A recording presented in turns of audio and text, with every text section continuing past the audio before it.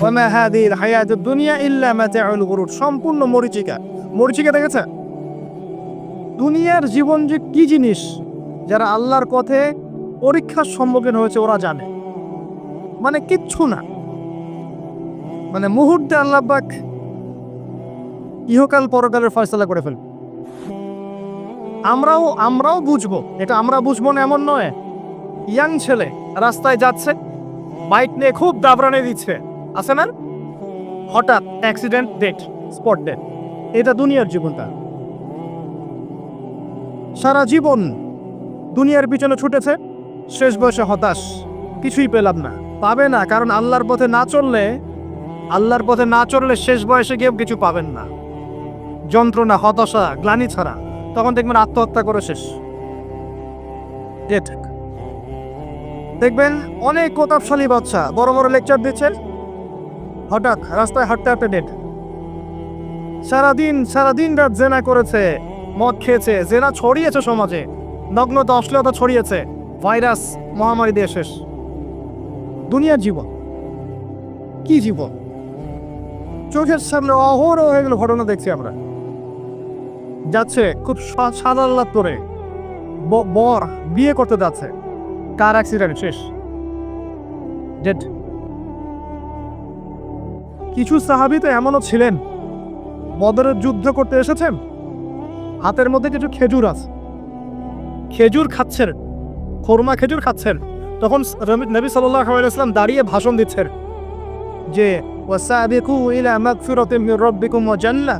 ওই যে আয়াতটা আছে, তোমরা এগিয়ে চলো তোমাদের রবের ক্ষমার দিকে এবং জান্নাতের দিকে। আরদুহা কাআরদিস সামাই ওয়াল আরদ, যার প্রশস্ততা আসমান এবং জমিনের সমান। সাহাবী খেজুর খেতে খেতে খেজুরটা ফেলে দিলেন। আরেকজন সাহাবী জিজ্ঞাসা করলেন যে খেজুরটা ফেলে দিলেন কেন? তিনি বলছেন এই খেজুরগুলো খেতে অনেক সময় লেগে যাবে। নবী সাল্লাল্লাহু আলাইহি ওয়াসাল্লাম এমন কথা বলেছেন, এটা শোনার পরে আমি এর এক সেকেন্ড নষ্ট করতে যাচ্ছি না। খেজুর ফেলে দিয়ে যুদ্ধে ঝাঁপিয়ে পড়লেন, দেন শহীদ হয়ে জান্নাতে চলে গেলেন। তারাও তো মৃত্যুর স্বাদ গ্রহণ করেছেন, তাই না? সুমাইয়া রাদিয়াল্লাহু আনহা, আবু জাহেল তাকে নির্যাতন করছে, তার লজ্জাস্থানে বর্ষা ঢুকিয়ে দিয়ে, চিন্তা করতে পারেন, লজ্জাস্থানে বর্ষা নিক্ষেপ করে হত্যা করল। সুমাইয়া রাদিয়াল্লাহু আনহা দেখতে কালো বর্ণের, চেহারা সুন্দর নয়, হয়তো আপনার মতো সুন্দর নয়, জান্নাতে এখন হাসছে ইনশাআল্লাহ তাআলা। তার স্বামী ইয়াসের, আবু জাহেল তাকে পিটাতে মেরে ফেললো, সে মারা গেল, শহীদ হয়ে গেল। অনেক ওলামায়ে কেরামকে, ইমাম, মুস্তাহিদ, মুহাদ্দিস দেখবেন সারাটা জীবন এত মেহনত করেছেন দ্বীনের জন্য, বিয়ে শাদী করার সময় পান না। এমনও আছে ইমাম এবং মুহাদ্দিস, জীবন তো তাদেরও ছিল। শুধু সাহাবী কেন, তাবেঈদের দিকে তাকান, তাবেঈন তাকান, আমাদের 4 ইমামের দিকে তাকান। আবু হানিফা রাহিমাহুল্লাহ শেষ বয়সে জেলখানায়, কথিত আছে বিষ প্রয়োগে তাকে হত্যা করা হয়েছে। তার টাকার অভাব ছিল না, তিনি কিন্তু আমার মতো হতদরিদ্র ছিলেন না। আল্লাহ পাক তাকে সম্পদও দিয়েছিলেন, সমস্ত সম্পদ বিলিয়ে দিয়েছেন দ্বীনের জন্য। ইমাম শাফিঈ রাহিমাহুল্লাহ, তার দিকে তাকান। আহমদ বিন হাম্বল রাহিমাহুল্লাহ, তার দিকে তাকান। তাকে পিটানো হচ্ছে আর বাগদাদের রাস্তায় ঘোরানো হচ্ছে, কারণ সমাজের মানুষ ফতোয়া দিয়েছে একটা, তিনি ফতোয়া দিয়েছেন আরেকটা। ওই যে হিল্লা প্রথা আর ঠিকা বিবাহ নিয়ে তিনি বলছেন, ইলামু ইয়া আহলা বাগদাদ, হে বাগদাদের মানুষটা জেনে রাখো যে আমি কোশ্চিনকালেও এই প্রথাকে জায়েজ করলাম না। তোমরা চিনে রাখো যে আমার নাম আহমদ। জীবন তাদেরও ছিল। ইমাম মালিক রাহিমাহুল্লাহ, তাকে এত মার দেয়া হয়েছিল, হাত বাঁধতে পারতেন না, নামাজের মতো নামাজে হাত বাঁধতে পারতেন না। সাহাবীদের থেকে নেন, তাবেঈ থেকে নেন, তাবেঈ থেকে নেন, মুস্তাহিদ ইমাম থেকে নেন, দুনিয়ার জীবন তারাও কিন্তু ভোগ করেছেন, আর আমরাও ভোগ করছি। আমাদের ভোগের সিস্টেমটা দেখেন, তাদের ভোগের সিস্টেমটা দেখেন। আমরা বাঁচছি দুনিয়ার জন্য, তারা বেঁচেছে পরকালের জন্য। আমরা দুনিয়ায় বাঁচছি দুনিয়ার জন্য, দুনিয়ার একটা চাকরি, একটা ব্যবসা, একটা পরিবার, একটা স্ট্যাটাস, বাড়ি গাড়ি, টাকা কড়ি, সম্পত্তি, এগুলোর জন্যে। কিন্তু তারা বেঁচেছেন আল্লাহর জন্য, পরকালের জন্য। যে ব্যক্তি দুনিয়ার জন্য দুনিয়া করে, আল্লাহ পাক তাকে ইহকাল পরকাল দুটোই নষ্ট করে দিবেন। যে ব্যক্তি পরকালের জন্য দুনিয়া করবে, আল্লাহ পাক দুনিয়া গুছিয়ে দিবেন, আখিরাতও গুছিয়ে দিবেন ইনশাআল্লাহ। প্রথম কথা হচ্ছে এই যে দুনিয়ার জীবনকে প্রাধান্য দেওয়া যাবে না। দুনিয়ার জীবনে প্রতিটা কাজ আপনি একটা উদ্দেশ্যই করবেন, সেটা হচ্ছে আল্লাহ সন্তুষ্ট। বিয়ে শাদী করেছি কেন? আল্লাহর জন্যে। পরিবার গঠন করেছি কেন? আল্লাহর জন্যে। সন্তান নিয়েছি কেন? আল্লাহর জন্যে। দিন শিখেছি কেন? এলেম শিখেছি কেন? আল্লাহর জন্যে। চাকরি কেন করি? আল্লাহর জন্যে। প্রতিটা কাজ ইবাদত হবে যদি আপনি মুহাম্মদ সাল্লাল্লাহু আলাইহি ওয়াসাল্লামের তরিকা মেনে চলেন। ওয়া মা খালাকতুল জিন্না ওয়াল ইনসা ইল্লা লিয়াবুদুন, শুধুমাত্র ইবাদত করার জন্যই আল্লাহ পাক জিন এবং মানুষ জাতিকে সৃষ্টি করেছে। আপনাকে আল্লাহ পাক এই হায়াতটা দিয়েছে। এখন বাকি সময়টা চিন্তা করেন, আগামী 30-40 বছর কিভাবে কাটাতে চান? দুনিয়ার জন্য বাঁচবেন না আল্লাহর জন্য বাঁচবেন? যদি আল্লাহর জন্য বাঁচতে চান, সর্বশেষ হেদায়েত আল কোরআন এবং সর্বশেষ নবী মুহাম্মদ সাল্লাল্লাহু আলাইহি ওয়াসাল্লাম, এর বাইরে কিচ্ছু নাই ভাই। সারা দুনিয়ার মানুষ মিলে যদি বলে যে কোরআন সুন্নাহর মধ্যে আছে সুদ হারাম, কিন্তু সুদ হালাল, হালাল হালাল, কোশ্চিন কালে হালাল হবে না। সারা দুনিয়ার মানুষ একটা মাঠে যদি এসে বলে সুদ হালাল, সুদ ভালো, কোশ্চিন কালে হালাল হয়ে যাবে না, হারামই থেকে যাবে। সারা দুনিয়ার মানুষ যদি বলে পর্দা করার দরকার নাই, এটা সেকেলে সেকেলে সেকেলে, এটা সেকেলে হয়ে যাবে না, এটা ফরজ থেকে যাবে। কিচ্ছু নাই কোরআন সুন্নাহর বাইরে, কিচ্ছু নাই। যা আছে দেখছেন বোগাস, যার কোনো ভিত্তি নাই, মানুষের মন গড়া প্রবৃত্তির অনুসরণ। এখন আপনি যখন কোরআন এবং সুন্নাহর কাছে আসতে চাইবেন, তখন কিন্তু আপনি চতুর্দিক থেকে বাধা পাবেন। এই পথ চলাটা এত সহজ হবে না। হ্যাঁ, কাদের জন্য সহজ হবে? যারা প্রোটেস্ট্যান্ট মুসলিম হবে। কি মুসলিম? প্রোটেস্ট্যান্ট মুসলিম। এটা কেমন? মানে ওটাও ঠিক এটাও ঠিক, সুদ খেলেও হয় না খেলেও হয়, পর্দা করলেও হয় না করলেও হয়, নামাজ করলেও হয়, মাঝে মাঝে ছাড়লেও হয়, যাকাত দিলেও হয় না দিলেও হয়। মডারেট প্রোটেস্ট্যান্ট মানে কোরআন সুন্নাহয় যা আছে এগুলো খুব কঠিন মনে হয়, একটু মৌলবাদী মনে হয়, এগুলো মানলে তো এই যুগে চলা যায় না, এগুলো ওই যুগের জন্যে, এরকম ভার্সনে যারা চিন্তা করবে তাদেরকে কষ্ট পেতে হবে না। তারা দেখবেন কষ্ট না করেই দুনিয়ার জীবন কাটিয়ে দিচ্ছে, ওদের কোনো বাধা বিপত্তি আসবে না। আপনি যখন কোরআন সুন্নাহকে আঁকড়ে থাকবেন, কেমন করে আঁকড়ে থাকবেন? মারির দাঁত দিয়ে কামড়ে থাকবেন, নবীজি বলেছেন। মারির দাঁত দিয়ে কামড়াতে বলেছেন, সামনের দাঁত দিয়ে কামড়ালে ছুটতে যাবে, টান দিলে ছিঁড়ে যাবে। মারির দাঁতে কামড় দিলে, টান দিলে সহজে ছিঁড়বে না। এভাবে থাকলে আপনার বাধা আসবে। এখন আপনার সামনে দেখবেন আপনি কিছু ফিতনা এবং কিছু সলিউশন। আপনি নিয়াত করেছেন যে আপনার যে গুনাহগুলো হয়েছে এগুলো থেকে আপনি তওবা করবেন ইনশাআল্লাহ। আগামী দিনগুলো আপনি কোরআন এবং সুন্নাহ অনুসারে চলবেন। এই কথার সাথে একমত আছেন তো? এখন চলতে গিয়ে দেখবেন যে আপনি কিছু স্পষ্ট বিষয় দেখতে পারবেন যেগুলোর সাথে আসলে কোরআন সুন্নাহর খুব একটা মিল পাওয়া যাবে না। আপনি দেখবেন স্পষ্ট শিরক করছে মুসলিমরা, আপনি দেখবেন স্পষ্ট বেদাত করছে, আপনি দেখবেন হারাম খাচ্ছে। মুসলিম যুবকরা মাদক, পর্নোগ্রাফি, জেনা, ফ্রি মিক্সিং, আপনার জুয়া, ক্যাসিনো, এই যে আপনার টিকটক প্রজন্ম, এগুলো নিয়ে ব্যস্ত আছে। আপনি স্পষ্ট দেখবেন মেয়েরা বেহায়ের মধ্যে ঘুরে বেড়াচ্ছে। আপনি স্পষ্ট দেখবেন যে আপনি হালালে থাকলে চাকরি পাচ্ছেন না। আপনি স্পষ্ট দেখবেন পরিবারের লোকজন কথা শোনে না। আপনি এমনও দেখবেন ওলামায়ে কেরামের মাঝে ঐক্য নেই, এমন দেখবেন। আপনি এমনও দেখবেন যে মানুষ দিনকে দুনিয়ার বিনিময়ে বিক্রি করে দিচ্ছে। আর এমন দেখবেন যারা আপনার উপরে আছে তারা দিন সম্পর্কে তেমন কোনো জ্ঞান রাখে না। এমন জটিল পরিস্থিতিতে আপনি কি করবেন তখন? এরপরে আপনি যখন বিশ্বের দিকে তাকাবেন, তখন দেখবেন বিশ্বের সমস্ত পরাশক্তিরা ঐক্যবদ্ধ ইসলামের বিরুদ্ধে। বিশ্বের সমস্ত বড় বড় পরাশক্তিরা ঐক্যবদ্ধ ইসলামের বিরুদ্ধে।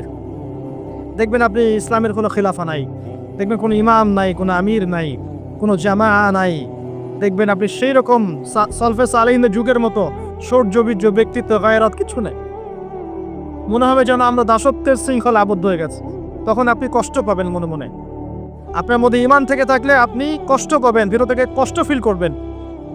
যদি প্যারালাইজড রোগী হয়ে থাকেন তাহলে কষ্ট ফিল করবেন না। চেতনা থাকে দিনের, কষ্ট ফিল করবেন। তখন আপনার স্ট্রাগল শুরু হবে। তখন আল্লাহ যদি আপনাকে বুঝ দেন, আল্লাহ দেখবেন আপনি কি করেন। আপনার মেধা দিয়ে আল্লাহ কি করেন, আপনি কি করেন, আপনার অর্থ দিয়ে আপনি কি করেন, আপনার হায়াতটা দিয়ে আপনি কি করেন, আপনার এই যে জনবন দিয়ে আপনি কি করেন, আল্লাহ আপনাকে যা দিয়েছেন তা দিয়ে আপনি দিনের জন্য কি করছেন, আল্লাহ পাক তখন দেখবেন। এই জায়গায় আমি আপনাকে কিছু সলিউশন বলছি। এটা শুধু আপনাকে বলছি তা নয়, আমি নিজেও এটা ফিল করি, লালন করি। আর আমি এমন কিছু বলবো না যা আমি নিজে আপনার জন্য পছন্দ করি না। যেটা আমি নিজের জন্য পছন্দ করি সেটাই আপনাকে বলি। প্রথম কথা, এখানে আপনাকে গাইডেন্স দিবে আল কোরআন। এরকম সিচুয়েশনে আপনাকে পথ দেখাবে অনলি আল কোরআন। এরপর নবী সাল্লাল্লাহু আলাইহি ওয়াসাল্লামের হাদিস। এখানে আপনার দায়িত্ব আসবে প্রথমত কোরআন পড়া শিখতে হবে। প্রথম কাজটা কি ভাই? কোরআন পড়া শিখতে হবে, তেলাওয়াত শিখতেই হবে, নিয়মিত তেলাওয়াত করতে হবে। একটা দিন যাবেন আপনার জীবনে যে কোরআন তেলাওয়াত আপনি করেন না, ইনশাআল্লাহ। বেশি থেকে বেশি করবেন, বেশি থেকে বেশি। আমার পরামর্শ হচ্ছে দিনে এক পারা করে করার চেষ্টা করুন। এরপর দায়িত্ব চলে আসবে আপনার কোরআন বোঝা। আপনি কিছু অংশ মুখস্থ করবেন, হিফজ করবেন, অর্থটা বোঝার চেষ্টা করবেন, কোরআনের ভাষাটা শেখার চেষ্টা করবেন। এর সব কিছু আপনি বুঝতে পারবেন না, তখন কি করবেন? আলেম ওলামার কাছে যাবেন, তাদের সোহবতে গিয়ে পড়ে থাকবেন। যে বিষয়টা বুঝতে পারছেন না জিজ্ঞাসা করে জেনে নেবেন। ফাসআলু আহলা যিকরি ইন কুনতুম লা তা'লামুন।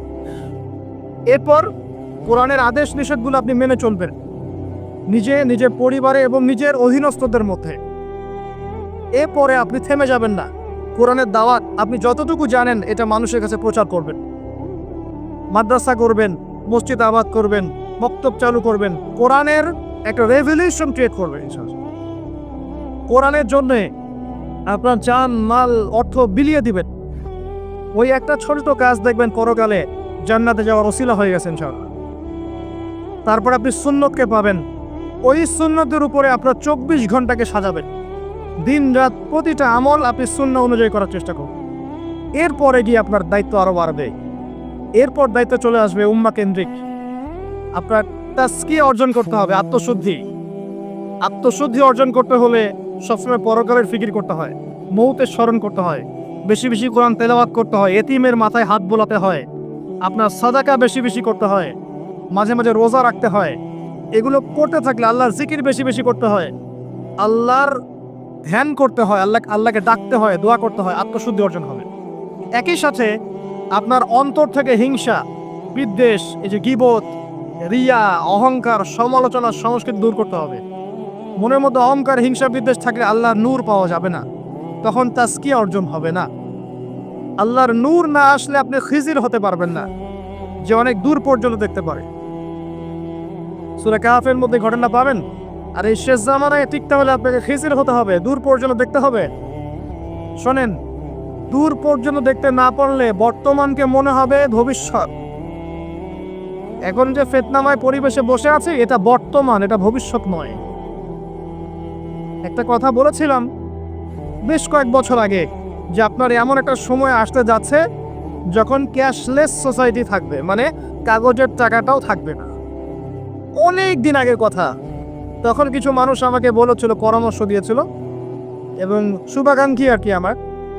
আর দিন দিন আমার শুভাকাঙ্ক্ষী বাড়ছেই আলহামদুলিল্লাহ, যে ভবিষ্যৎ বক্তা, তুমি হচ্ছে ভবিষ্যৎ বক্তা।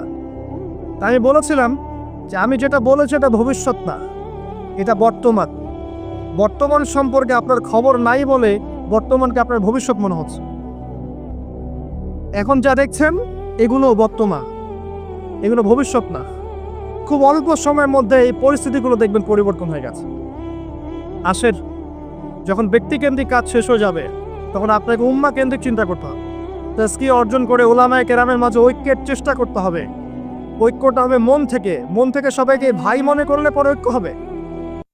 যদি মন থেকে সবাইকে নিজের ভাই মনে করতে না পারি, মুসলিম ভাই মনে করতে না পারি, ঐক্য হবে না। যদি আমি মনে করি আমি জান্নাতের ডিলার, তোমার লিজ লাগলে আসো নিয়ে যাও, ঐক্য কখনো হবে না। অনলাইনে যাবেন দেখবেন সারা দিন কাদা ছড়াছড়ি। আর এমন বিষয়গুলোকে নিয়ে আমরা কাদা ছড়াছড়ি করছি যেগুলো নিয়ে কথা না বললেও পরকালে কিছু যায় আসবে না ইনশাআল্লাহ। এমন ইস্যু নিয়ে আমরা কাদা ছড়াছড়ি করি যেগুলো নিয়ে কথা না বললেও আমার জান্নাত জাহান্নামের ফয়সালা হবে না ইনশাআল্লাহ।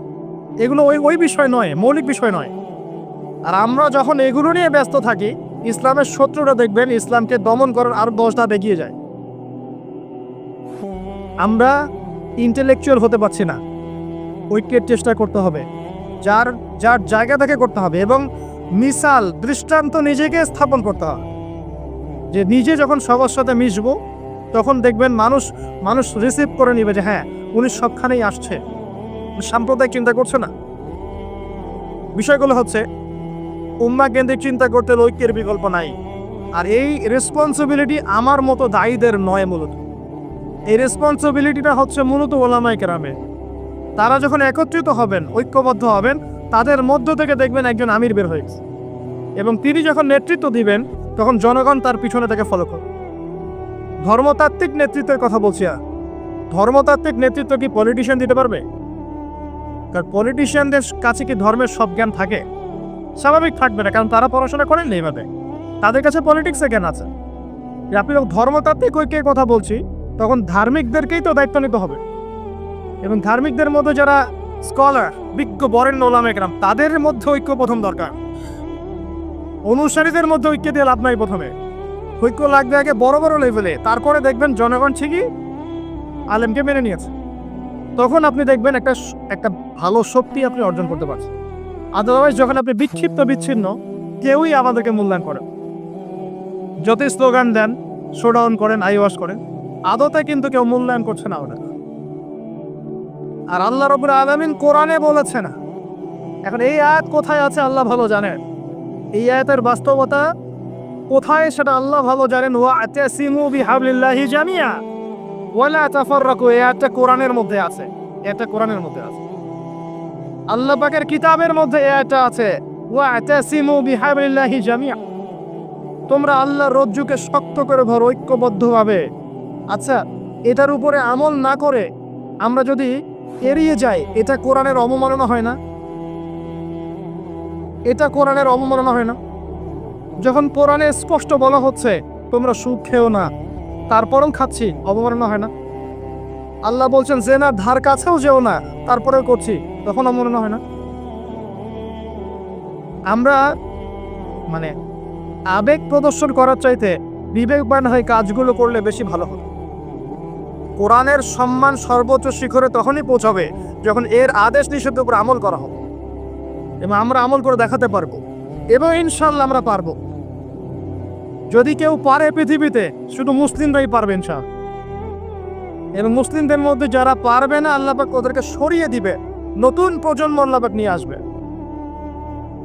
ইনশাআল্লাহ। যুব সমাজ পারবেই, পরবর্তী তরুণ প্রজন্ম এবং আগামী ছোটদের প্রজন্মরা পারবেই ইনশাআল্লাহ। যদি কেউ পারে, এরাই পারবে ইনশাআল্লাহ। দেখবেন আমাদের মতো মানুষদেরকে দিয়ে যদি কাজ না হয়, আল্লাহ পাক আমাদেরকে সরিয়ে দিবেন, দিয়ে এমন এমন মানুষ আল্লাহ পাক তৈরি করবেন যারা এই চেয়ারগুলোতে বসে কোরআন সুন্নাহকে হাতে নিয়ে বিশ্বকে নেতৃত্ব দেবে ইনশাআল্লাহ। আসবে এক সময়, অপেক্ষা করতে থাকেন, কারণ আমরা আখিরুজ্জামানের হাদিসগুলো সম্পর্কে জানি। একটা সময় চলছে মুসলিমদের ডমিনেশনের সময়, এরপর একটা সময় আসবে যখন মুসলিমরাই এই বিশ্বকে নেতৃত্ব দেবে ইনশাআল্লাহ। ইসলামই হবে এই বিশ্বের একমাত্র সুপার পাওয়ার।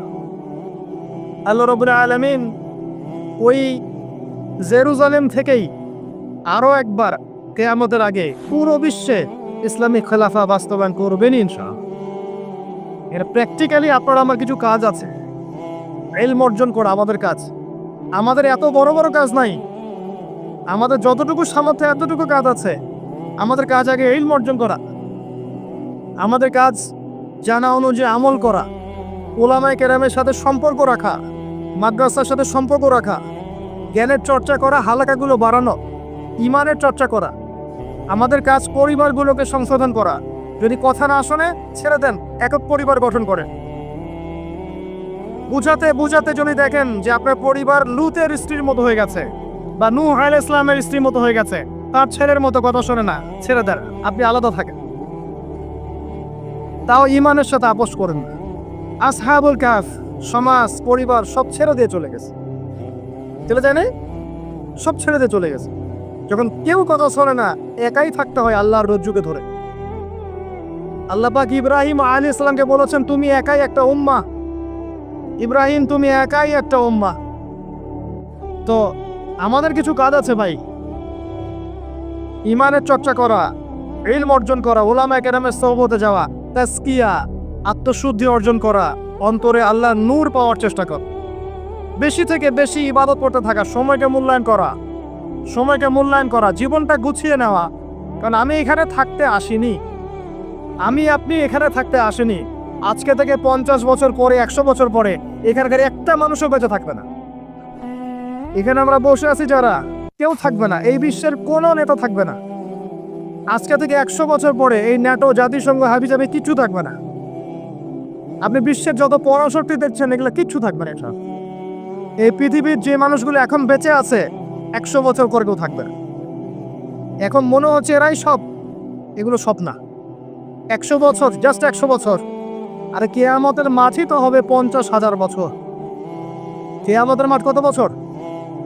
এই তুলনায় 100 বছর কিছু সময়? আল্লাহর কাছে 100 বছর কোনো সময় না। 100 বছর পর কিচ্ছু থাকবে না, কোনো আমি আপনি কেউ না, আপনি কেউ থাকবো না। তো এই দুনিয়ার জীবনটাকে মূল্যায়ন করেন, গুছিয়ে নেন। আপনি জীবনে প্ল্যান করেন, আগামী 5 বছর আপনি কি করতে চাচ্ছেন, কতটুকু করতে চান, কি সনদ অর্জন করতে চান, কোন কোন বই আপনার পড়া হয়নি। আগামী 5 বছরের মধ্যে আপনার একটা ভালো জব দরকার, কি জব করবেন আপনি, যেটা করলে আপনি হালাল খেতে পারবেন। কত বছরে আপনি বিয়ে করতে যাচ্ছেন এবং বিয়ের পর আপনি কিভাবে সন্তান প্রতিপালন করবেন।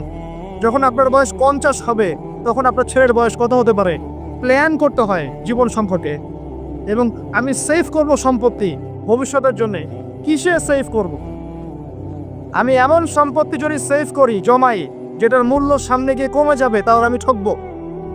যদি আমি এমন সম্পত্তিতে সেভ করি যেগুলোর মূল্য বাড়বে, আমি জিতবো। জীবনকে নিয়ে প্ল্যান করতে হয়। এবং এই সময়টুকুতে আমি দিনের জন্য কি করতে চাই, দিনের জন্য আমি কতটুকু করতে চাই। আমার দ্বারা কি একটা মসজিদ করা সম্ভব না? আমার দ্বারা কি একটা মাদ্রাসা করা সম্ভব না? আমি কি একটা এতিম প্রকল্প করতে পারি না? আমি কি একটা বিধবাদের প্রজেক্ট করতে পারি না? আমি কি একটা মা বোনদেরকে নিয়ে সেলাই মেশিনে কোনো প্রজেক্ট করতে পারি না?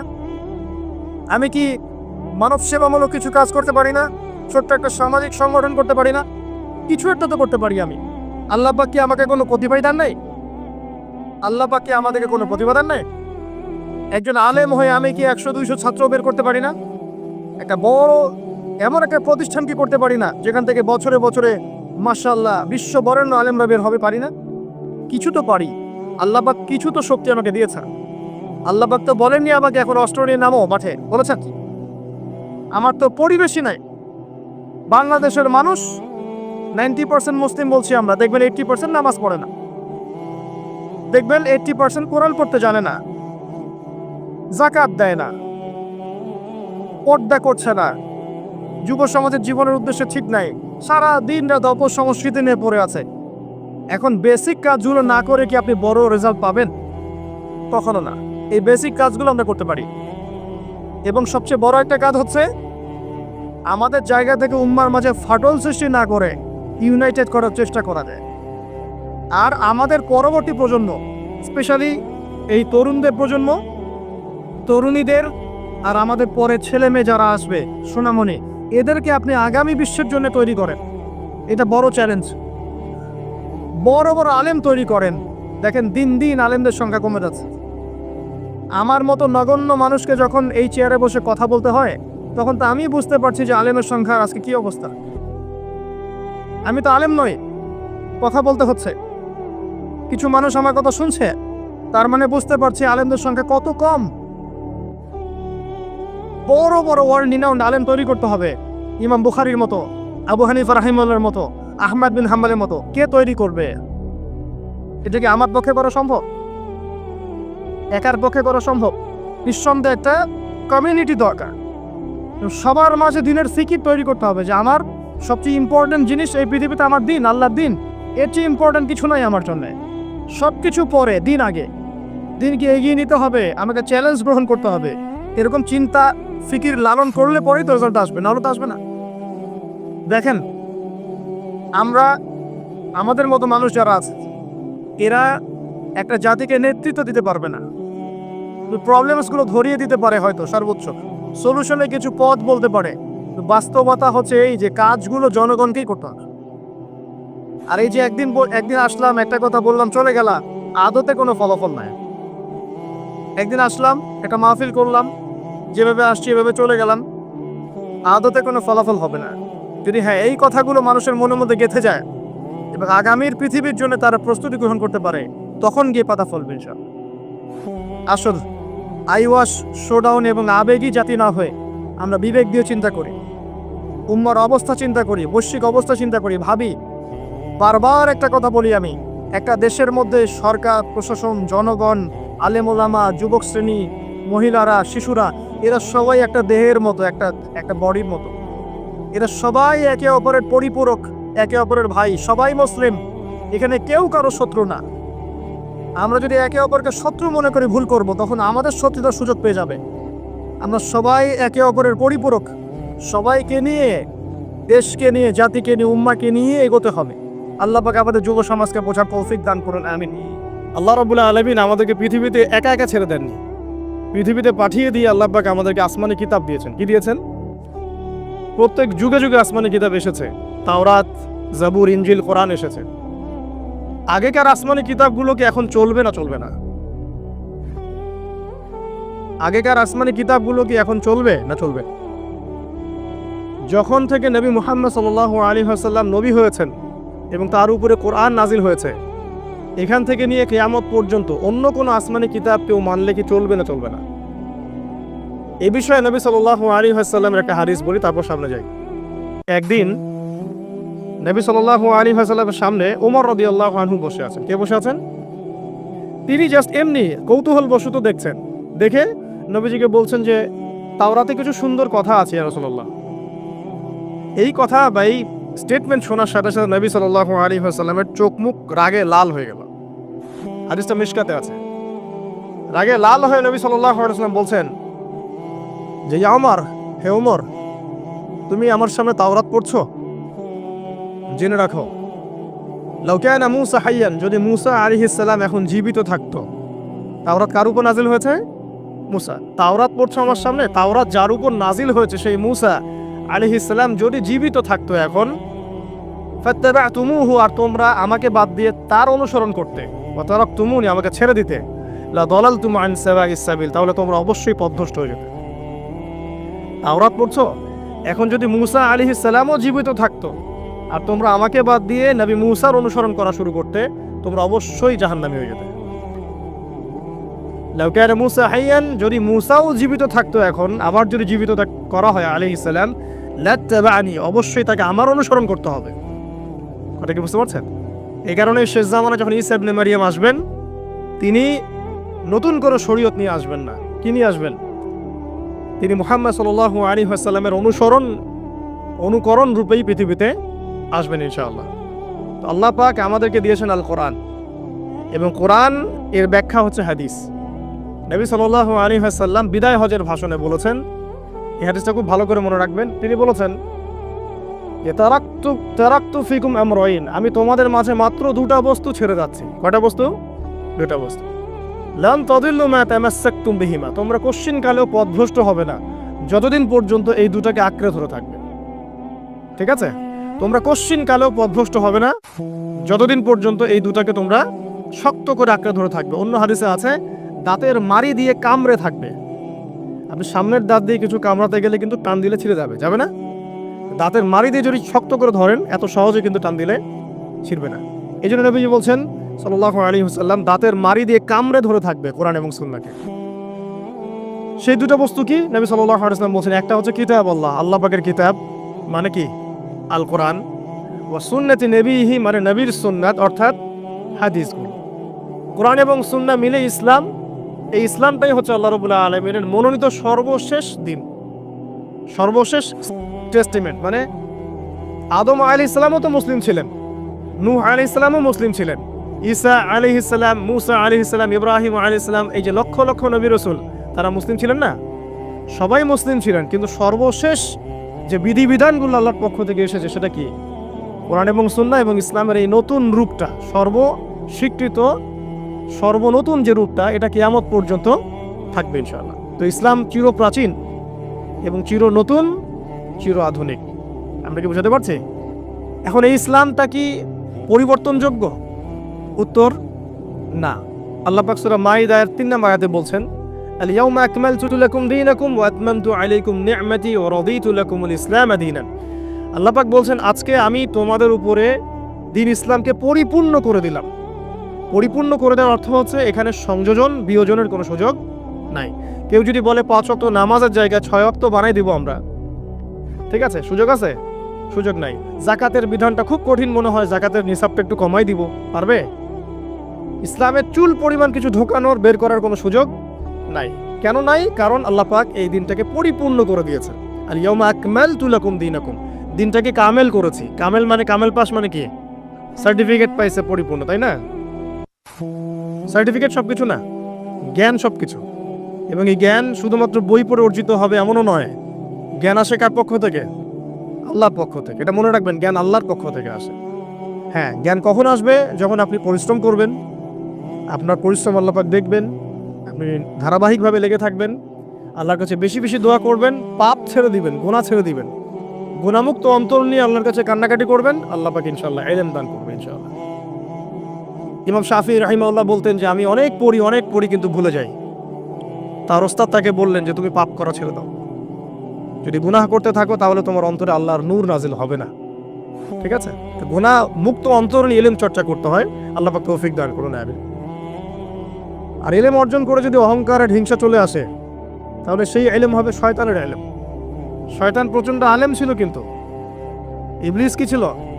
আলেম ছিল। সে কিন্তু আলেম আর আবেদ ছিল। সে ইলম অনেক অর্জন করেছিল এবং আল্লাহ পাকের প্রচুর ইবাদত করত, কিন্তু তারপরেও কেন সে জাহান্নামী হলো?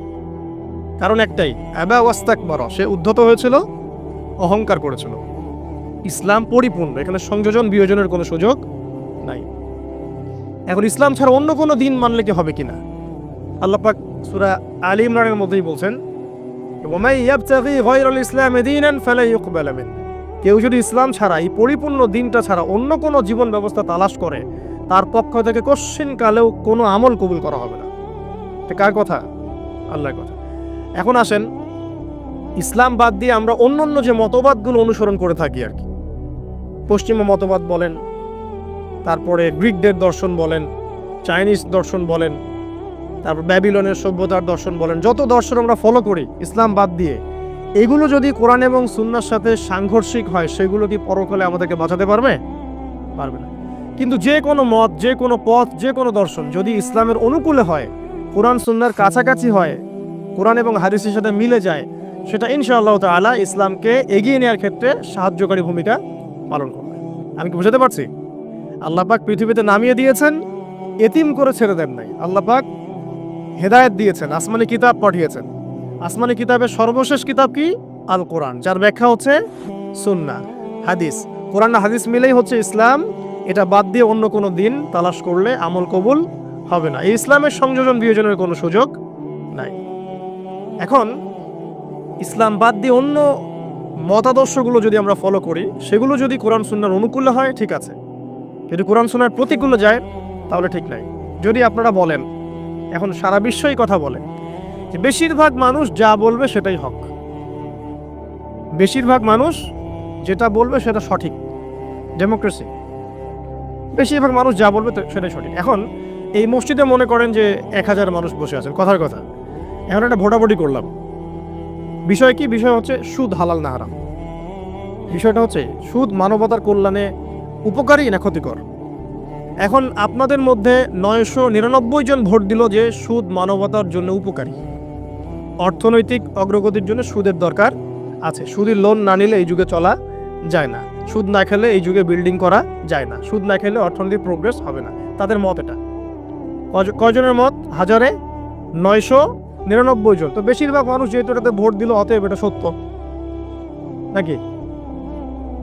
ওই যে একজন আল্লাহর বান্দা বলছেন না এটা ভুল, এটা মিথ্যা, এটা আল্লাহর আইনের বিরোধী, রাসূলের আইনের বিরোধী, এটা মানবতার বিরোধী। সুদ খেলে এক শ্রেণীর মানুষ ধনী হয়, বেশিরভাগ মানুষ গরিব হয়ে যায়, এবং সুদের কোনো কল্যাণ নাই, বরং এর মধ্য দিয়ে সম্পদ সংকুচিত হয়। তার বুঝ, একজনের বুঝ। এখন ইসলামের দৃষ্টিতে ওই একজনের রায়টা নেওয়া হবে না 999 জনের রায় নেওয়া হবে? তাহলে ইসলামের মানদণ্ডে এই প্রচলিত সো কল ডেমোক্রেসি টিকলো কিনা? টিকলো না। এখানে বুঝতে হবে যে কখন টিকবে, যখন বেশিরভাগ মানুষের রায়টা কোরআন সুন্নাহর অনুকূলে হয়েছে। এখানে 800 জন বলেছেন সুদ হারাম, 200 জন বলেছে সুদ হালাল। 800 জন সঠিক বলেছে, 200 জন ভুল বলেছে। সঠিক বেঠিকের মানদণ্ড কি? কোরআন এবং হাদিস। এখন আমরা এটাকে নিতে পারবো, এই ডেমোক্রেসিতে কোনো সমস্যা নেই। আমি মনে বুঝাতে পারছি না। আরেকজন মনে করেন বললেন যে 4টা প্রচলিত ধর্ম, প্রচলিত 4টা ধর্ম যেমন বুদ্ধিজম, হিন্দুইজম, খ্রিস্টানিজম এবং ইসলাম, এই 4টা ধর্ম মিলে একটা নতুন ধর্ম করা যায়। 4টা রিলিজন মিলে নতুন একটা ধর্ম করা যায়, এটা কিছু মানুষ মত দিল। আর কিছু মানুষ বলছেন না, এটা সম্ভব না, ইসলাম ইসলামের জায়গায় থাকবে, অন্যান্য ধর্ম অন্যান্য ধর্মের জায়গায় থাকবে। তবে আমরা সবার সাথে সম্প্রীতি বজায় রাখবো, কারোর সাথে কারো কোনো দ্বন্দ্বে আমরা যাব না। এখন এই বেশিরভাগ মানুষ যে বলছে যে সব ধর্মগুলো মিলে একটা নতুন মানব ধর্ম তৈরি করা যায়, ওই মতটা সঠিক হবে নাকি অল্প কিছু মানুষের মতটা সঠিক হবে? তো এখানে একটা মূলনীতি বুঝতে হবে যে কোরআন এবং সুন্নাহর অনুকূলে যে কোনো মত আসুক গ্রহণ করা যাবে, কোনো সমস্যা নেই। বিজ্ঞান হোক, দর্শন হোক, আপনার যে কোনো ইজম হোক, যে কোনো মতবাদ হোক, কোনো সমস্যা নেই। কিন্তু কোরআন এবং সুন্নাহর মূলনীতির বাইরে চলে গেলে কি সমস্যা? এখন হয়তো প্রেশারাইজড করে যদি কেউ চাপিয়ে দেয়, সেটা আলাদা বিষয়। আপনি মানতে বাধ্য হয়েছেন, সেটা আলাদা বিষয়। কিন্তু মন থেকে যদি স্বীকার করে নেন যে না, ইসলামের বাইরেও অন্যান্য বিষয়গুলো মেনে নেওয়া যায়, তাহলে সমস্যা। আল্লাহ পাক আমাদেরকে বোঝার তৌফিক দান করুন। এখন একটা দিকে ফোকাস করে আমি আলোচনাটাকে এন্ডিংয়ের দিকে নিয়ে যাবো ইনশাআল্লাহ। সেটা হলো যে আল্লাহ রাব্বুল আলামিন আমাদেরকে পৃথিবীতে পাঠিয়ে দিয়েছেন, সেই আল্লাহর কাছে আমাদেরকে ফিরতে হবে না? ফিরতে হবে। আল্লাহ পাক এমনি এমনি পাঠিয়ে দেননি, সময় দিয়েছেন, আসমানি কিতাব দিয়েছেন, নবী রসুলও পাঠিয়েছেন। কারণ আসমানি কিতাব তো আমরা এমনি এমনি প্র্যাকটিস করতে পারবো না। হাতে একটা কোরআন ধরিয়ে দিলেই তো সবাই আমল করতে পারবে না, পারবে? একজন রোল মডেল তো লাগবে, একজন গাইডলাইন তো লাগবে। সেই আদর্শ গাইডলাইন হচ্ছে রাসূলুল্লাহ সাল্লাল্লাহু আলাইহি ওয়াসাল্লাম। তাকে দেখে আমরা শিখেছি কিভাবে কোরআন আমল করতে হয়, কিভাবে হাদিসের উপর আমল করতে হয়। এটা সাহাবীরা দেখে শিখেছেন, সাহাবীদেরকে দেখে তার পরের জেনারেশন শিখেছে, তার পরের জেনারেশন দেখে শিখেছে। এভাবে আস্তে আস্তে সিনাই জ্ঞানটা কি হয়েছে, চলে এসেছে। পরে এখন আমরা কিন্তু নবীকে দেখতে পারি না, এখন আমরা দেখি শুধু কোরআন একটা কপিস এবং হাদিসের কিছু বই। আমরা কিন্তু নবীকে দেখি নাই সাল্লাল্লাহু আলাইহি ওয়াসাল্লাম, আমরা সাহাবীদেরকেও দেখি নাই, আমরা তাবি কাউকে দেখি নাই, ইমামদেরকেও দেখি নাই। 4 ইমামকেও দেখেছেন? দেখেন নাই। এখন কোরআন এবং সুন্নাহর এই যে সিলেবাস আপনি কিভাবে ফলো করবেন? সমকালীন বরেণ্য ওলামায়ে কেরাম যারা আছে, তারা যেভাবে কোরআন সুন্নাহর ব্যাখ্যা করছেন, এই ব্যাখ্যাগুলোকে আপনি আগের কিতাবের সাথে মিলিয়ে দেখবেন, যদি ঠিক থাকে এই ব্যাখ্যা গ্রহণ করবেন। মানে আমরা এখন আলেম ওলামাদেরকে দেখে দিন শিখছি। যে কোনো মাসআলা জানতে হলে আপনি আলেমের কাছে আসেন না। একটা জব করছেন, যে জবের বিষয় আপনি হয়তো জানেন না, যেখানে হালাল কতটুকু হারাম কতটুকু, আপনি এসে কাকে জিজ্ঞাসা করেন? ইমাম সাহেবকে বা আলেমকে জিজ্ঞাসা করেন। তিনি কোরআন হাদিস ইস্তেহাদ করে গবেষণা করে আপনাকে একটা মত দেন। এই মতটা আপনি ফলো করেন না? এটাই মাযহাব, এটাই হচ্ছে মাযহাব, যেটা না মানলে অবশ্য একজন মানুষ ইসলাম প্র্যাকটিস করতে পারবে না। সবাই তো আর কোরআন সুন্নাহর সব জ্ঞান লালন করে না, করে? সবাই কি কোরআন সুন্নাহর সমস্ত জ্ঞান লালন করবে?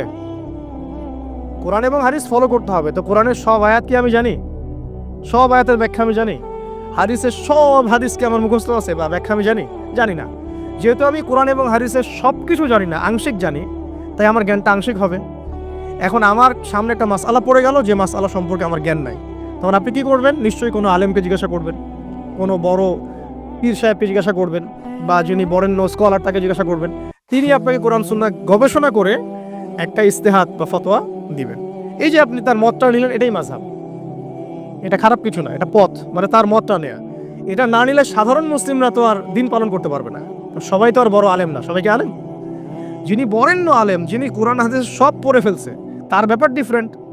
সে নিজেই মুস্তাহিদ, তার তো আর মাযহাব মারার প্রয়োজন হচ্ছে না।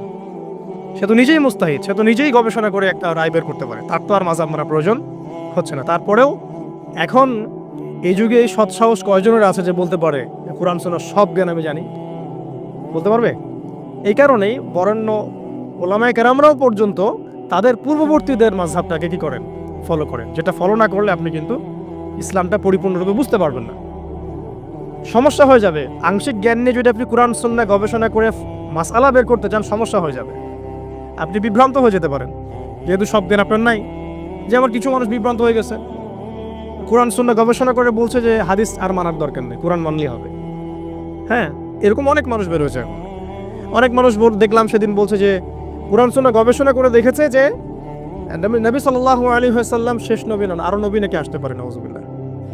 তো কোরআন সুন্নাহ গবেষণা করে সে তার ওই ভাঙাচোরা বুদ্ধিতে বুঝেছে যে লা ইলাহা ইল্লাল্লাহ কালিমা একবার মুখে পড়লেই হবে, আমলের কোনো দরকার নেই। আবার এক শ্রেণী বের হচ্ছে, ওরা বলছে যে কবিরা গুনাহ যদি করে কেউ, কবিরা গুনাহ যদি কেউ করে ফেলে সে কাফের হয়ে যাবে, তাকে হত্যা করা যাবে, নাউজুবিল্লাহ। এরকম মানুষ যে বিভ্রান্ত হচ্ছে কেন?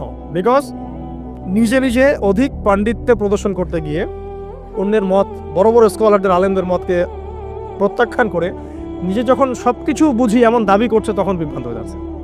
এই কারণেই পূর্ববর্তী রিনাউন্ড উলামায়ে কেরাম যারা আছেন, ইমাম, ফকিহ, মুস্তাহিদ যারা আছেন, তাদের রায়গুলো এত ইম্পর্টেন্ট। এই কারণে তারা গবেষণা করে উম্মাকে 100 বছর এগিয়ে দিয়েছেন। এখন কি আমি আবার 100 বছর পিছন থেকে শুরু করব? বুঝাচ্ছি তারা। মেডিকেল সায়েন্স আছে না, মেডিকেল সায়েন্স, মেডিকেল সায়েন্সের যে বইগুলো পড়ে মানুষ ডক্টর হয়, সেই বইগুলো ওই সেকশনের বিজ্ঞ পণ্ডিতরা লিখেছেন না? এখন কেউ যদি ডক্টর হতে চেয়ে বলে যে আমি এই বইগুলো পড়বো না, আমি আবার নতুন করে বই লিখে পড়ে ডক্টর হবে? যদি করতেও পারে তাও তো আর সে 100 বছর পিছিয়ে গেল। বুঝতে পারছি না মনে হয়। কেউ ইঞ্জিনিয়ার হতে চায়, ইঞ্জিনিয়ারিং পড়তে গেলে তাকে অনেক বই পড়তে হয় না? প্রামাণ্য কিছু বই পড়তে হয়। সেই বইগুলো কে লিখেছে? বড় বড় ইঞ্জিনিয়াররাই লিখেছে এই সূত্রগুলো, তাই না? এই বইগুলো পড়ে তারা ইঞ্জিনিয়ার হচ্ছে। এখন একজন চিন্তা করলো যে আমি ইঞ্জিনিয়ার হব, ইঞ্জিনিয়ারিং এর যত বই আছে নিজে আমি গবেষণা করে আবার নতুন বই লিখে ওই বইগুলো পড়ে আমি কি হব? ইঞ্জিনিয়ার হব। এই যদি ইঞ্জিনিয়ার হয়ও তাহলেও কিন্তু 100 বছর পিছিয়ে গেল।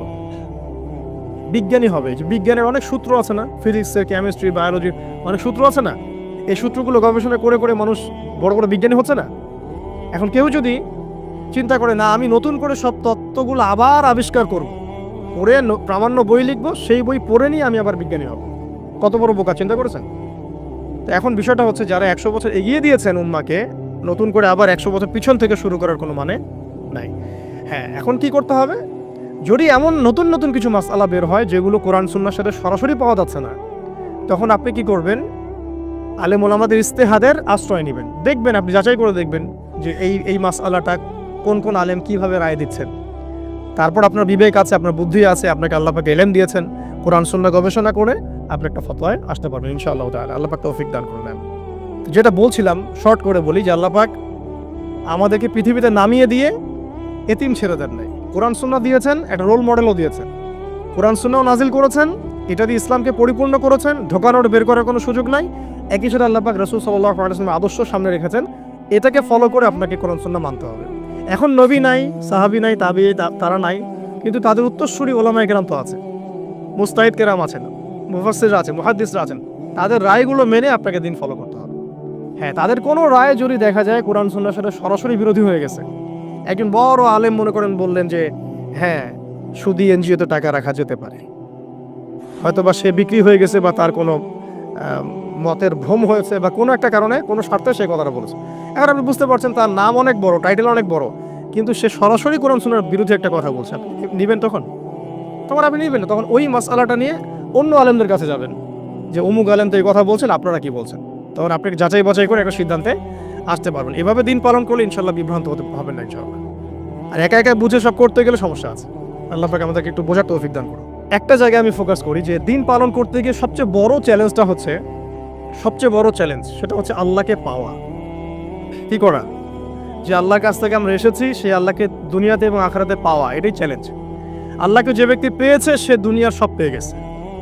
আল্লাহকে যে পায় নাই সে আসলে কিছুই পায় নাই, ইহকাল পরকালের কিছুই পায়নি। এখন আমরা আল্লাহকে পাবো কিভাবে? এটা বড় প্রশ্ন না? যে আল্লাহর কাছ থেকে, যে জান্নাত থেকে আমরা পৃথিবীতে চলে আসলাম, সেই জান্নাতে যেতে হলে তো আমাকে আল্লাহকে পেতে হবে। ফলে আমার কি কি করণীয়? খুব শর্ট করে আমি কয়েকটা পয়েন্টস আপনাদেরকে শেয়ার করছি। 1 নাম্বার, আল্লাহকে পেতে হলে অবশ্যই তার নবী মুহাম্মদ সাল্লাল্লাহু আলাইহি ওয়াসাল্লামকে অনুসরণ করতে হবে। এছাড়া আল্লাহকে পাওয়ার দ্বিতীয় কোনো পথ নাই। আল্লাহকে পেতে হলে অবশ্যই তার নবী মুহাম্মদ সাল্লাল্লাহু আলাইহি ওয়াসাল্লামের আদর্শগুলো জীবনের প্রতিটা ক্ষেত্রে বাস্তবায়ন করতে হবে। চলাফেরা, ওঠা বসা, খাওয়া দাওয়া, ইস্তেঞ্জা করা, মুআমালাত, ব্যবসা বাণিজ্য, অর্থনীতি, সমাজ, রাষ্ট্র, সব ক্ষেত্রে আপনাকে মুহাম্মদ সাল্লাল্লাহু আলাইহি ওয়াসাল্লামের তরিকা, আদর্শটাকে ফলো করতে হবে। তাহলে আপনি আল্লাহকে পাবেন ইনশাআল্লাহ। যে ব্যক্তি আল্লাহকে পেয়েছে সে দুনিয়াও পেয়েছে, আখিরাতও পেয়েছে।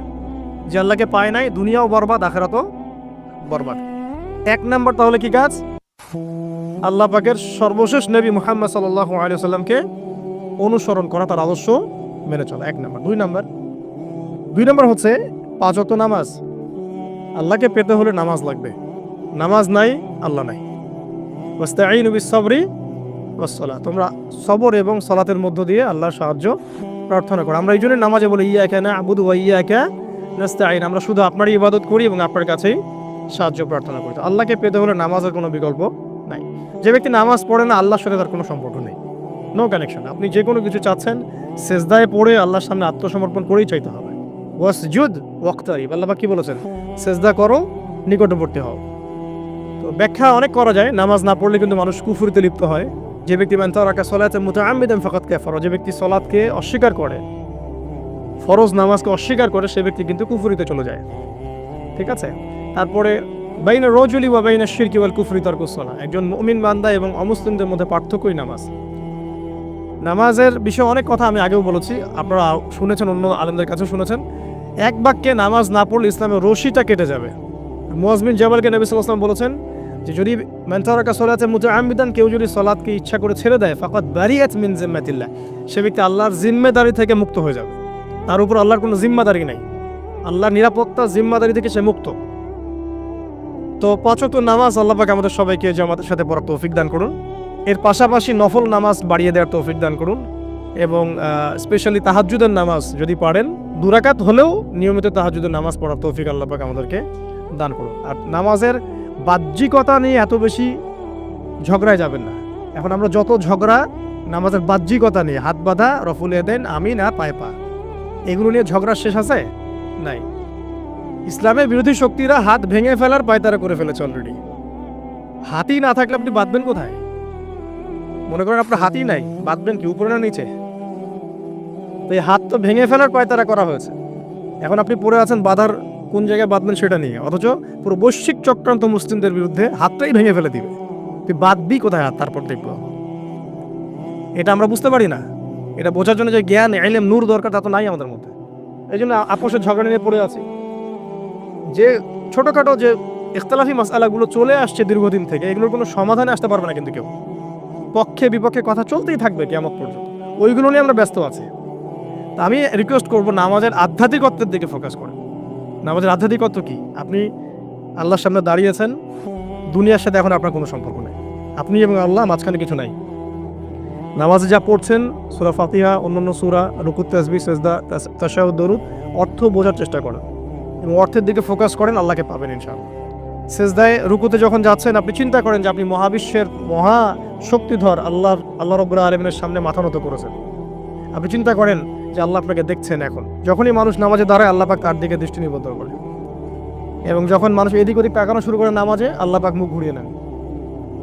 হ্যাঁ, নামাজে ওই যে আমরা যে ডিজিটাল নামাজ পড়ি না, এখন ডিজিটাল মানে 4 রাকাত নামাজ 4 মিনিটে শেষ। এক রুকু করলে সেজদা পাওয়া যায় না, সেজদার তাসবিহ পড়লে আবার এদিকে দেখা যায় যে দ্বিতীয় সেজদায় চলে গেছে অলরেডি ওঠার আগে। অনেক ক্ষেত্রে ইমাম সাহেবরাও খুব দ্রুত নামাজ পড়ান, অনেক দ্রুত পড়ান। এত দ্রুত নামাজ পড়াবেন কেন?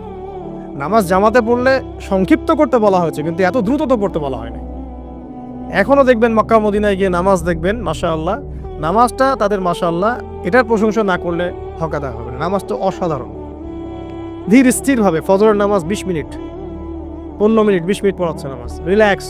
নামাজে দাঁড়ালে চমৎকার তেলাওয়াত হচ্ছে, আপনি ভুলে যাচ্ছেন নিজেকে। তেলাওয়াত হবে চমৎকার, এবং সবচেয়ে ভালো যিনি তেলাওয়াত করতে পারেন তাকে নামাজে দিতে হবে। রিল্যাক্সে নামাজ পড়বে। ক্ষেত্র বিশেষে আপনি শর্ট করতে পারেন, কিন্তু সব সময় কেন আমরা 4 রাকাত নামাজ 3 মিনিটে শেষ করে দেব? আবার নামাজের পর দোয়াটা হবে লম্বা, অথচ নামাজটাই ছিল দোয়া, নামাজটাই কিন্তু দোয়া। এখন সেজদায় আমরা যদি কান্নাকাটি করতে না শিখি, আল্লাহর সামনে আমি মাথা নত করেছি, এখানে নিজের মনের যত আবেগ, আকুতি, দোয়া, এগুলো আল্লাহর সামনে ঢেলে না দিতে পারি, এই দোয়া কালাম না শিখি, তাহলে তো নামাজের আধ্যাত্মিকতা অর্জন হলো না। সাহাবীরা কেমন করে নামাজ পড়তেন যে নামাজ পড়ার পরেও তাদের গা থেকে তীর বের করা যায়? কিভাবে তারা নামাজ পড়তেন? তাহলে নবী সাল্লাল্লাহু আলাইহি ওয়াসাল্লাম কিভাবে নামাজ পড়তেন যে নামাজ পড়ার ফলে তার পা মোবারক ফুলে যেত? 1 রাকাতে তিনি 4 পারা কোরআন তেলাওয়াত করতে পারলেন কিভাবে? তাদের নামাজ আর আমাদের নামাজ আল্লাহ রাব্বুল আলামিন তার রাসূলের মাধ্যমে একটা হাদিসে জানিয়েছেন যে এমনও অনেক নামাজি আছেন আউযুবিল্লাহ, আল্লাহ পাক আমাদেরকে তাদের অন্তর্ভুক্ত না করুন, যে নামাজ পড়ার পরে আল্লাহ রাব্বুল আলামিন এই নামাজটাকে ওই নামাজের মুখের উপর নিক্ষেপ করে দেয়, তোমার নামাজের আমার কোনো দরকার নেই। আল্লাহ পাক আমাদেরকে হেফাজত করুন। ধীর স্থিরভাবে পড়েন, রিল্যাক্সে, তারা হওয়ার কিচ্ছু নাই। ওমা খালাকতুল জিন্না ওয়াল ইনসা ইল্লা লিয়াবুদুন, শুধুমাত্র আল্লাহর ইবাদত করার জন্যই তো পৃথিবীতে এসেছি। হোক না দোকানটা 5টা মিনিট পরে খুললে কি হবে? হ্যাঁ, জমিতে যান, জমিতে আধা ঘন্টা পরে গেলে কি হবে? যে আল্লাহ পাক আপনাকে বাঁচিয়ে রাখতে পারেন, সে আল্লাহ পাক আল্লাহর পথে সময় দিলে আপনাকে অফুরন্ত রিজিকও তো দিতে পারেন না?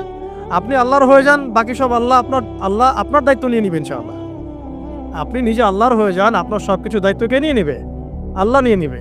তো আল্লাহ পাক আমাদেরকে ধীর স্থিরভাবে আধ্যাত্মিকত্ব অর্জন করে নামাজ পড়ার তৌফিক দান করুন, আমিন। তো দেখুন, আল্লাহকে পাওয়ার সবচেয়ে সেরা মাধ্যম কি? নামাজ। তার আগে বলেছি নবী সাল্লাল্লাহু আলাইহি ওয়াসাল্লামের অনুসরণ। আল্লাহকে পাওয়ার তৃতীয় একটা মাধ্যম বলে দিই আমি, সওম বা রোজা রাখা। অল্প সময় ঘুরিয়ে নিচ্ছি, সওম বা রোজা রাখা।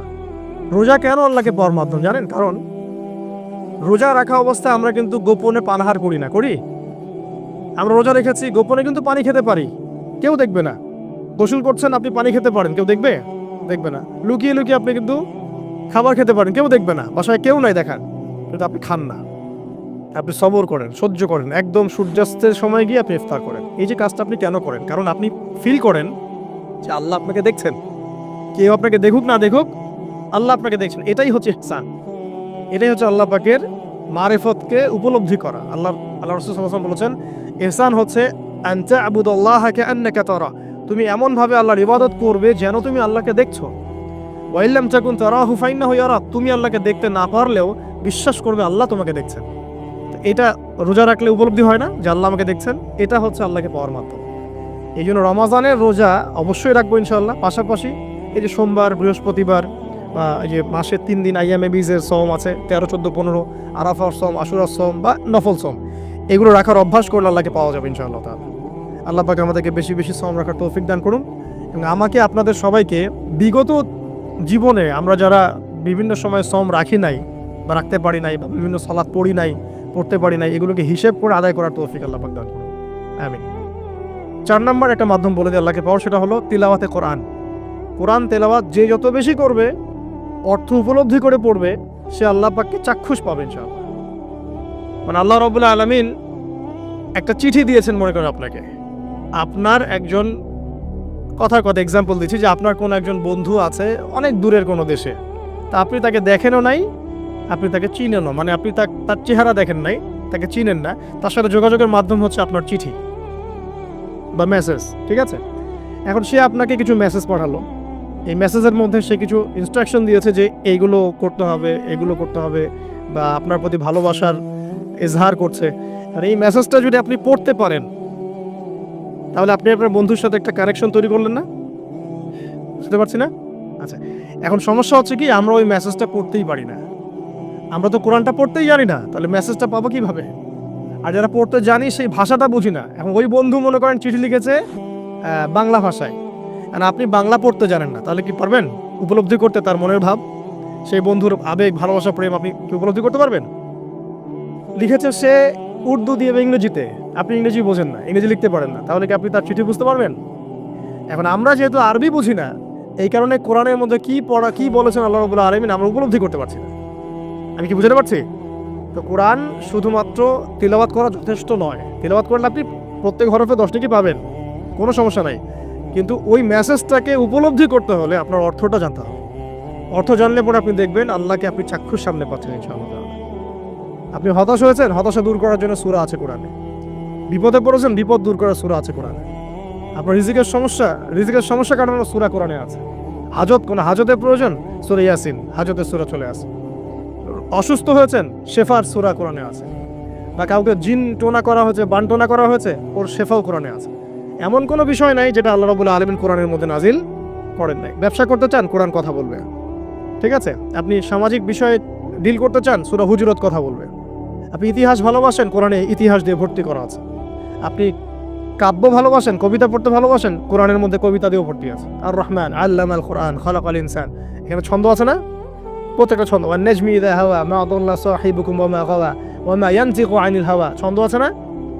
আপনি উপন্যাস ভালোবাসেন, কোরআনে অনেক উপন্যাস আছে, যা চান তাই পাবেন কোরআনে। এক কথায় আপনি আল্লাহকে পাবেন কোরআনের মধ্য দিয়ে। কোরআনের সাথে যার সম্পর্ক যত বেশি, আল্লাহর মারেফত সে তত বেশি পাবে ইনশাআল্লাহু আজ্জা ওয়া জাল্লা। 4টা বলেছি না? 5 নম্বর হচ্ছে হজ উমরা করা। হজ উমরা আল্লাহ পাক আমাদের সবাইকে বেশি বেশি করার তৌফিক দেয়। হজ এবং উমরা এমন কিছু কাজ আছে যে কাজগুলো সরাসরি আপনার সাথে আল্লাহ পাকে কানেকশন করা হবে। আরাফার মাঠে যাবেন, ওই মাঠে কি কিয়ামত হবে না? আল্লাহকে চিনতে পারবেন এখানেই। তারপরে যে সাই করেন না, সাফা মারওয়া সাই করে, ওখানে গেলে আপনি বুঝতে পারবেন যে কিভাবে ইসমাইল আলাইহিস সালামকে পানি দেওয়ার জন্য তার মা হাজারা এখানে দৌড়াদৌড়ি করেছে।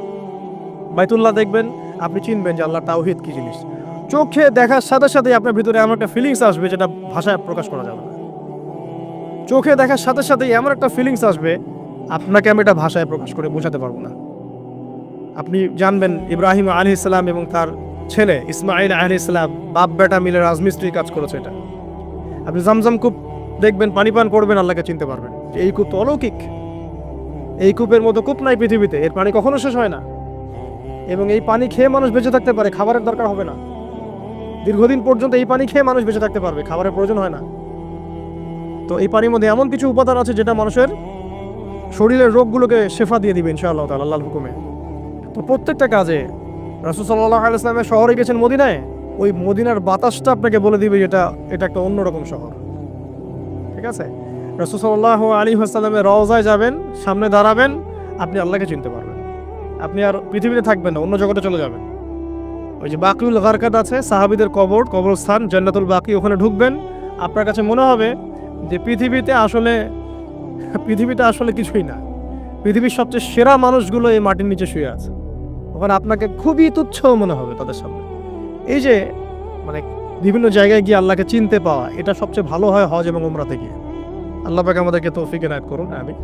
তো এটা একটা আল্লাহকে পাওয়ার নিদর্শন। যাদের হজ ফরজ হয়ে গেছে অবশ্যই হজ করে ফেলবেন, আর যাদের সামর্থ্য আছে তারা বেশি বেশি উমরা করবেন। নবী সাল্লাল্লাহু আলাইহি ওয়াসাল্লাম বলেছেন, এক হজ পরের হজের মধ্যে যত গুনাহ মাফ করিয়ে দেয়, এক উমরা পরের উমরার মধ্যে যত গুনাহ সেগুলোকে মাফ করিয়ে দেয়। আল্লাহ পাক আমাদেরকে এই আমলগুলো করার তৌফিক এনায়েত করুন। 6 নাম্বার বলছি জিকির। আল্লাহ পাকের জিকির বাড়াতে হবে। যে আল্লাহ পাকের জিকির যত বেশি করবে, সে আল্লাহ পাকের মারিফত তত বেশি উপলব্ধি করবে, আল্লাহকে পাবে ইনশাআল্লাহ। আর এই জিকির করার জন্য ওযুও শর্ত নয়, জানেন? আল্লাহর জিকির করার জন্য কিন্তু ওযু শর্ত নয়। আপনি মনে মনে চলতে ফিরতে অলওয়েজ সুবহানাল্লাহ, আলহামদুলিল্লাহ, আল্লাহু আকবার, লা ইলাহা ইল্লাল্লাহ, আস্তাগফিরুল্লাহ পড়তেই থাকতে পারেন। কষ্টের কিছু আছে? খালি জবান চলবে। মাঠে কাজ করছেন, ওই যে লাঙল দিয়ে কাজ করছেন, সেচ দিচ্ছেন, আপনি পড়তে থাকবেন আস্তাগফিরুল্লাহ ওয়া আতুবু ইলাইহি, লা হাওলা ওয়ালা কুওয়াতা ইল্লা বিল্লাহ, সুবহানাল্লাহ, আলহামদুলিল্লাহ, লা ইলাহা ইল্লাল্লাহ, আল্লাহু আকবার। কোনো সমস্যা নাই। রান্না বান্না করছে মেয়েরা, এটা করতে করতে পড়তে পারবে না? গাড়ি ড্রাইভ করতে করতে আপনি পড়তে পারবেন লা ইলাহা ইল্লাল্লাহ ওয়াহদাহু লা শারীকা লাহু, লাহুল মুলকু ওয়া লাহুল হামদু ওয়া হুয়া আলা কুল্লি শাইইন কাদির। যে কোনো কাজ করতে করতেই ইল্লাল ইস্তেনজা বাদ দিয়ে। ইস্তেনজা কি জিনিস? প্রসাব পায়খানা। এই সময় এগুলো মুখ দিয়ে বলবেন না, দরকার নাই। আপনি এরপরে যে সময়গুলো আছে এগুলোতে আপনি জিকির বাড়াবেন। যে যত বেশি জিকির করবে তার কলব তত বেশি পরিচ্ছন্ন হবে। যার কলব যত পরিচ্ছন্ন, আল্লাহর নূর তার কলবে তত বেশি আসবে, সে আল্লাহ পাকে তত কাছে পাবে ইনশাআল্লাহু আজ্জা ওয়া জাল। 7 নাম্বার দোয়া ইস্তেগফার বাড়িয়ে দেয়া। আল্লাহর কাছে বেশি বেশি দোয়া করতে হবে। দোয়া বাড়িয়ে দেন। দোয়ার জন্য হুজুর ডাকতে হবে না, দোয়ার জন্য আমাকে ডেকে বাসায় খাওয়ানোরও দরকার নেই আপনার। দোয়ার জন্য আপনি যথেষ্ট। নামাজে দাঁড়ান, নামাজে সেজদায় দোয়া করেন, নফল নামাজ পড়েন, নফল নামাজে সেজদায় দোয়া করেন, নামাজে পড়ে হাত তুলে দোয়া করেন, প্রয়োজনে নামাজে সালাম ফেরানোর আগে দোয়া করেন, যে কোনো ভালো কাজ করেছেন তারপর দোয়া করেন। ঠিক আছে? কোরআন তেলাওয়াত করলেন, দোয়া করেন, তাহাজ্জুদের ওয়াক্তে দোয়া করেন, বৃষ্টি পড়ছে তখন দোয়া করেন। ঠিক আছে? মানে দোয়া কবুলের মোমেন্ট, সময়গুলো, আজান হয়েছে, আজান ইকামতের মাঝখানে দোয়া করেন। এই যে এখন খুতবা হচ্ছে, এই সময় দোয়া করেন, দোয়া কবুল হবে। দিনী মসজিদে বসেছেন, দোয়া করেন, দোয়া করতে থাকেন। মনে হয় যত বেশি আপনি দোয়া করতে পারবেন আল্লাহর কাছে, ইনশাআল্লাহ আল্লাহকে আপনি তত কাছে পাবেন ইনশাআল্লাহ। এটা আল্লাহকে পাওয়ার অন্যতম মাধ্যম। এবং ইস্তেগফার মানে কি? তওবা করা। আস্তাগফিরুল্লাহাল্লাযী লা ইলাহা ইল্লা হুয়াল হাইয়ুল কাইয়ুম ওয়া আতুবু ইলাইহি। এটা বেশি বেশি পড়বেন। দিনে কমপক্ষে 70 বার বা 100 বার পড়ার চেষ্টা করবেন। আল্লাহ পাক তৌফিক দান করুন।